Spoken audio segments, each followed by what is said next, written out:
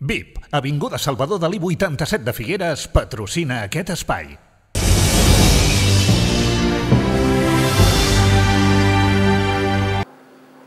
Poc acostumats estan els aficionats del Figueres a veure el seu equip tornant a casa sense cap punt, però aquesta vegada no va poder ser. El ja descendit Manresa va plantar cara al campió i en un llançament de córner, Uri Dalmau, de cap, va fer l'únic gol de la tarda. El Figueres va reaccionar posteriorment, però ni els intents de Teixi van portar la igualada al marcador abans del descans.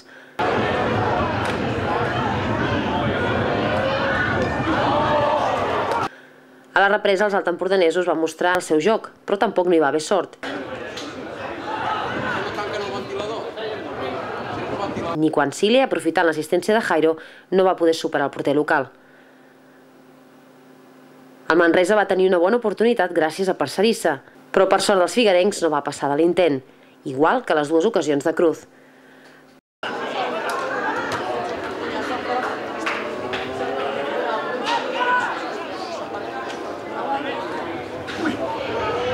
En aquesta jornada cal destacar la participació de Lolo del juvenil A i Coto i Joan del filial.